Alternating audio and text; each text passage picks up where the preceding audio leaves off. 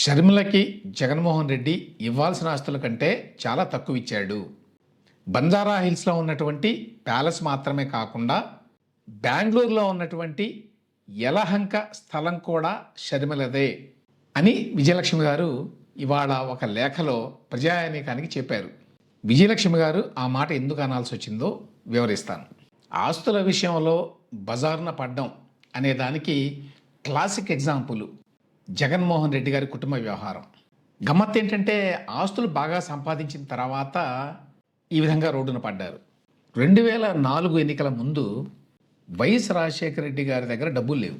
అప్పటికే చాలా ఎలక్షన్లు ఫైట్ చేసి చాలా వరకు డబ్బులు అయిపోయినాయి ఆయన దగ్గర. 2004 ఎలక్షన్లలో పోటీ చేసే ముందు అవి maker break elections Rajasekhara Reddy గారికి. ఎందుకంటే అంతకుముందు 2 సార్లు, మరీ ముఖ్యంగా 1999లో ఎట్టి పరిస్థితుల్లో గెలుస్తాం అనుకున్నాడు, గెలవలేదు. 2004లో కూడా గెలవకపోతే ఆయన పరిస్థితి అగమ్యగోచరం పొలిటికల్గా. ఆ టైంలో సర్వశక్తులు ఒడ్డి ఈసారి ఎట్లయినా గెలవాలి అనుకుంటే ఆయన దగ్గర డబ్బులు లేవు. ఆ టైంలో కొన్ని వార్తలు వచ్చినాయి. ఏంటంటే బంజారా హిల్స్లో ఆయనకు ఒక ఇల్లు ఉంది, ఆ ఇంటిని అమ్మకానికి పెట్టారు. ఎందుకంటే ఈ 2004 ఎన్నికల్లో పోటీ చేయడానికి కానివ్వండి, లేక తన వర్గాన్ని పోషించడానికి కానివ్వండి, అవసరమైన డబ్బులు లేక. అటువంటిది 2004లో అధికారంలోకి వచ్చిన తర్వాత మరి అంతకుముందు చూసిన ఈ డబ్బు కొరత కారణంగా ఏమో తెలియదు కానీ బాగా సంపాదించడం మొదలుపెట్టారు. అప్పటికే జగన్మోహన్ రెడ్డి గారు అందొచ్చాడు. ఆయన బెంగళూరులో ఉండి వ్యాపార సామ్రాజ్యాన్ని విస్తరించాడు. సో ఇవాళ అంతులేని డబ్బు ఉంది.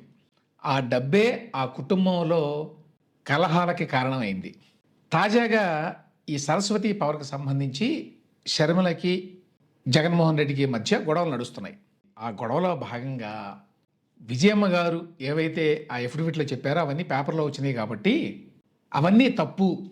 జగన్మోహన్ రెడ్డి గారు ఎంతో ఉదారంగా షర్మిలకి డబ్బులు ఇచ్చారు, అయినా కూడా ఆవిడ దారుణంగా గొడవలు పెట్టుకుంది అని చెప్పడం కోసం అని చెప్పి వాళ్ళు సాక్షిలో ఒక కథనం వేసుకున్నారు.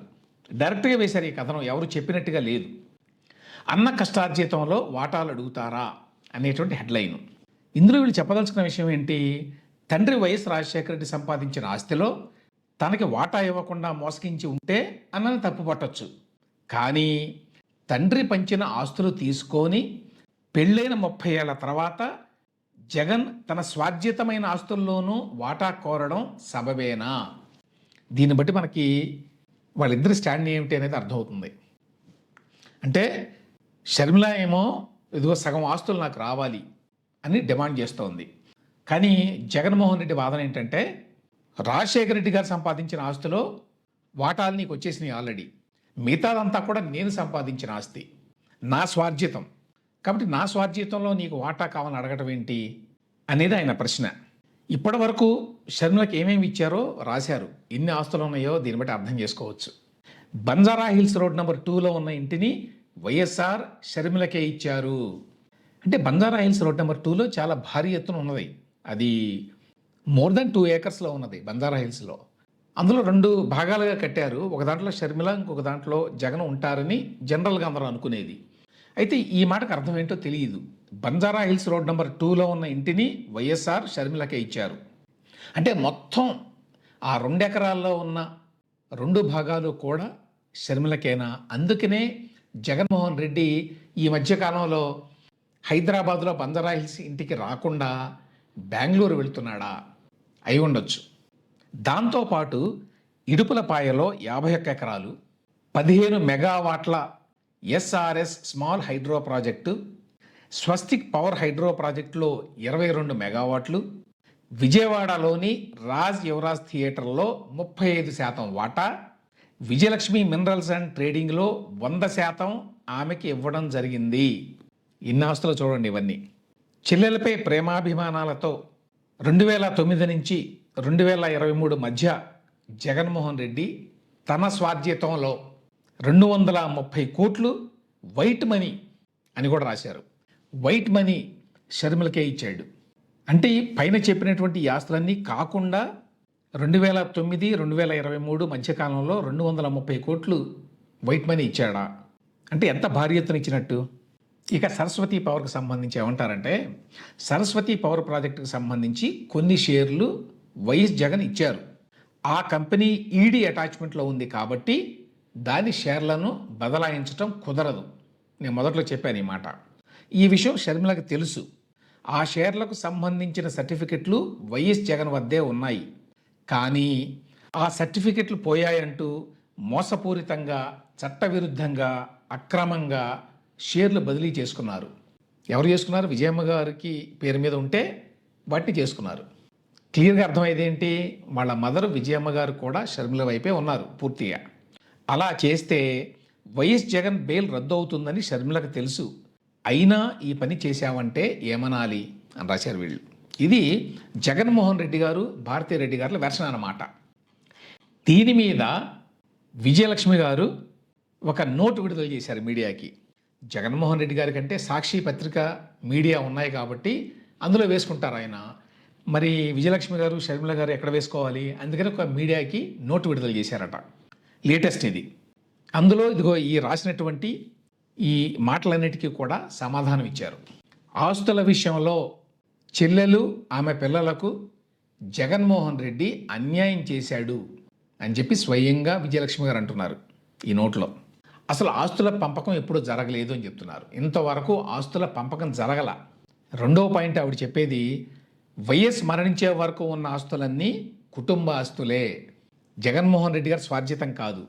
ఇక్కడ ఏంటంటే జగన్మోహన్ రెడ్డి గారి లెక్క ఎట్లా ఉందంటే 2004 నుంచి బెంగళూరులో ఉండి ఆయన రకరకాల కంపెనీలు నడిపాడు. అప్పుడు కుటుంబం అంతా కూడా joint family. YS Rajasekhara Reddy గారి హవా కారణంగా ఆయన ముఖ్యమంత్రిగా ఉండటం వల్ల ఈ సంపాదన అంతా సాధ్యమైంది. అంతేగాని సొంతంగా జగన్మోహన్ రెడ్డి సంపాదించింది కాదు కదా. అందుకనే అన్నమాట ఈవిడ ఆ మాటలు అనేది. వైఎస్ మరణించే వరకు అంటే 2009 వరకు ఉన్న ఆస్తులన్నీ కుటుంబ ఆస్తులే అవి.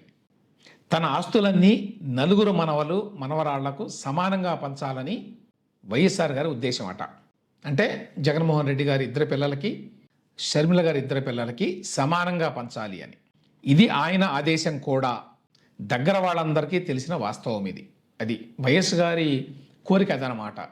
కూతురు పిల్లలకి, కొడుకు పిల్లలకి అందరికీ సమానంగా పంచాలి ఆస్తి అని. ఇక సరస్వతి పవర్కి సంబంధించి రాసుకున్న ఎంఓయూ గురించి కూడా ఆవిడ ప్రస్తావించింది. ఎంఓయూలో షర్మిలకు రాసిన ప్రతి ఆస్తి న్యాయంగా ఆమెకు దక్కాల్సిందే. ఆమెకు అంటే షర్మిలకి. షర్మిల హక్కుకు అనుగుణంగానే జగన్ ఎంఓయూ రాశాడు. ఏదో ఉదారంగా చెల్లెలు కదా అని చెప్పి నేను ఇచ్చాను అన్నట్టుగా గతంలో మాట్లాడాడు జగన్. అందుకోసం అన్నమాట. మీరు ఉదారంగా ఏమీ ఇవ్వలేదు, అవి న్యాయంగా ఆమెకు రావాల్సినవే, ఆమెకు దక్కాల్సినవే. ఆ హక్కుకు అనుగుణంగానే జగన్మోహన్ రెడ్డి ఈ ఎంఓఈలో ఈ సరస్వతి పవర్ షేర్లు రాసిచ్చాడు. వాస్తవానికి షర్మిలకి చెందాల్సిన దానికంటే తక్కువే రాశాడు అనే మాట కూడా వాడారు. అంతేకాదు ఇంకొక ఇంపార్టెంట్ మాట అన్నారు. సరస్వతి సిమెంట్ సహా యలహంక భూమి కూడా షర్మిలదే. జగనేమో సాక్షిలో రాసుకున్న దాంట్లో ఏమన్నారు? బంజారా హిల్స్లో ఉన్నటువంటి ఇల్లు వైఎస్ఆర్ఏ ఆమె పేరు మీద రాశారు అన్నారు. అది పెద్ద ఆస్తి. యలహంక భూమి కూడా షర్మిలదే అంటే మరి మామూలు విషయం కాదు. బెంగళూరు దగ్గర యలహంక అవుట్స్కట్స్, కానీ ఇప్పుడు కలిసిపోయింది బెంగళూరులో. అక్కడ 21 ఎకరాలకు పైగా ఉన్నదని చెప్తారు. చాలా భారీ ఎత్తున కట్టారు. ఆ భూమి కూడా షర్మిలదే అని చెప్తోంది ఇప్పుడు ఆవిడ. మరి దాని గురించి కూడా ముందు ముందు గొడవలు జరుగుతాయి అనుకుంటాను. షర్మిలకు ఇప్పటివరకు ఇచ్చానని చెబుతున్న డబ్బంతా డివిడెండ్ మాత్రమే. అసలు ఇంకా ఉందన్నమాట. ఇది ఓన్లీ డివిడెండ్.